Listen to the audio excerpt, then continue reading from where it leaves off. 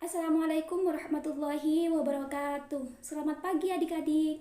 Salam kenal dari kakak ya. Perkenalkan, nama kakak Izzatu Solihah, kakak dari Program Studi Pendidikan Bahasa dan Sastra Indonesia STKIP PGRI Bangkalan.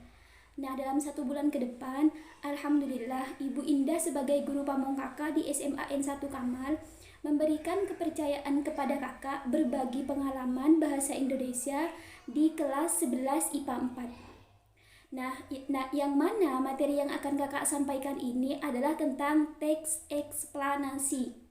Apa sih teks eksplanasi itu?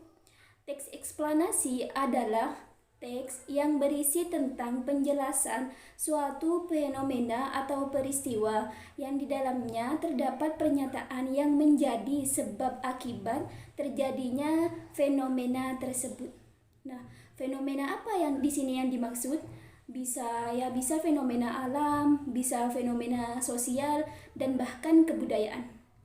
Nah, untuk contoh yang fenomena alam ini, misalnya ya terjadinya banjir, terjadinya hujan, atau bahkan terjadinya petir, dan lain sebagainya. Untuk fenomena sosial ini biasanya dibagi menjadi 2 kategori. Yang pertama, fenomena sosial positif, dan yang kedua, fenomena sosial negatif. Misalnya untuk fenomena sosial positif ini seperti solidaritas yang sekarang sangat marak dilakukan oleh beberapa orang untuk berbagi kepada masyarakat yang terdampak pandemi, yang kurang mampu dan terdampak pandemi.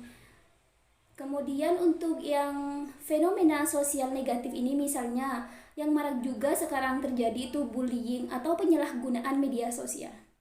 Untuk yang kebudayaan bisa bebas atau bahkan bisa mengambil dari kebudayaan Madura, misalnya kerapan sapi, ya bisa kerapan sapi dan lain sebagainya. Nah, dari beberapa contoh yang kakak jelaskan barusan, itu tentu memiliki sebab akibat terjadinya fenomena atau peristiwa tersebut. Nah, itu merupakan garis besar mengapa kita harus belajar teks eksplanasi, agar kita tahu apa sih sebab akibatnya fenomena ini terjadi, atau apa sih akibatnya untuk kita, lingkungan, atau bahkan masyarakat begitu. Kemudian selain itu kita juga bisa terhindar dari yang namanya hoax, berita bohong. Nah, tujuan atau fungsi dari kita mempelajari teks eksplanasi ini adalah memberikan pemahaman yang sejelas-jelasnya kepada pembaca agar menjadi faham atau mengerti tentang suatu peristiwa atau fenomena sekaligus menjadi tambahan wawasan. Begitu. Setelah kita mempelajari definisi dan tujuan serta fungsinya, kita akan membahas tentang ciri-ciri dari teks eksplanasi. Ciri-ciri dari teks eksplanasi itu ada 5. Yang pertama, bersifat faktual, harus nyata. Faktual itu nyata. Maksudnya tidak dikarang-karang oleh kita, tapi ada bukti nanti. Kemudian yang kedua ini bersifat ilmiah, bisa dibuktikan keilmiahannya nanti. Kemudian yang ketiga bersifat informatif, memberikan informasi kepada halayak atau orang banyak. Yang keempat, temanya bersifat umum, tidak hanya fokus pada satu tempat, melainkan menyeluruh.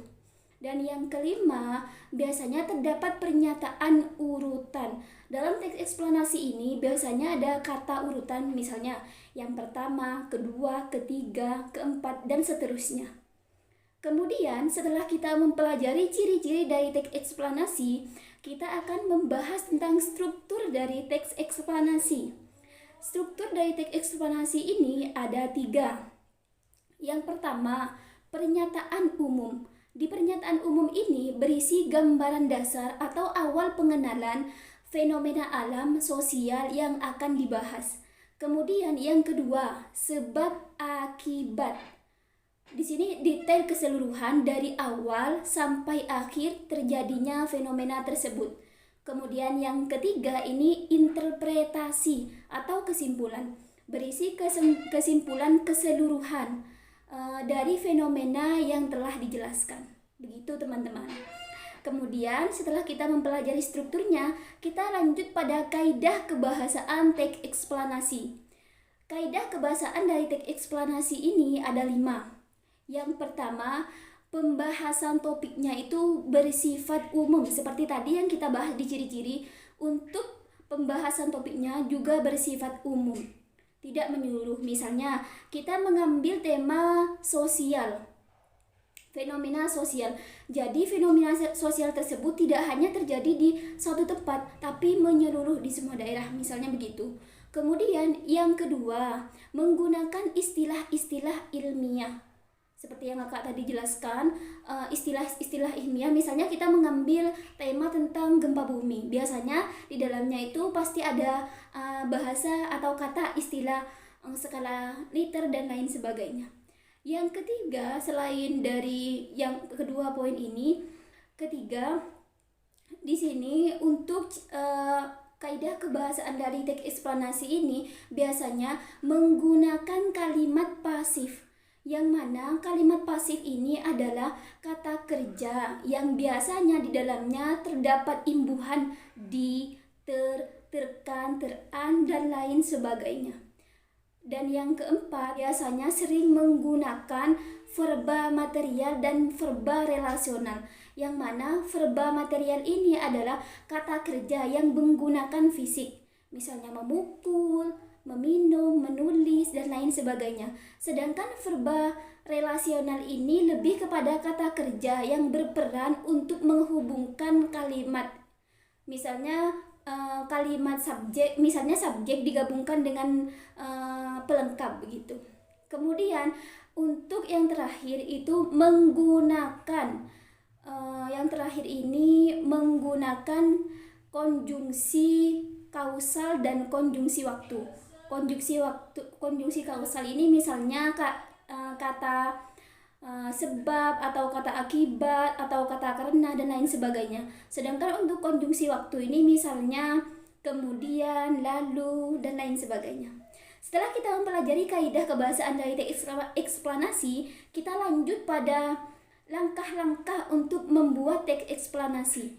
Yang pertama, langkah-langkah membuat dari teks eksplanasi ini menentukan tema. Sebelum kita membuat, kita tentukan dulu tema yang akan kita ambil.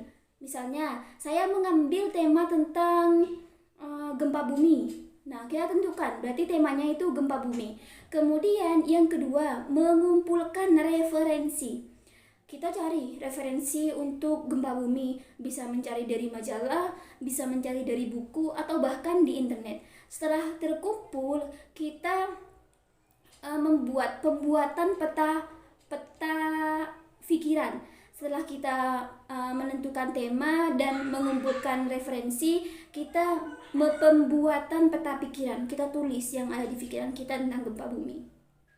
Setelah selesai, poin yang keempat ini peninjauan kembali. Kita survei kembali tulisan kita. Takutnya ada kata yang atau kalimat yang tidak mudah difahami oleh orang lain, kita bisa sunting kembali.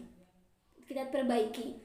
Kemudian yang terakhir, mengembangkan peta pikiran tersebut menjadi sebuah teks utuh yang sesuai dengan teks eksplanasi dan kaidah kebahasaannya.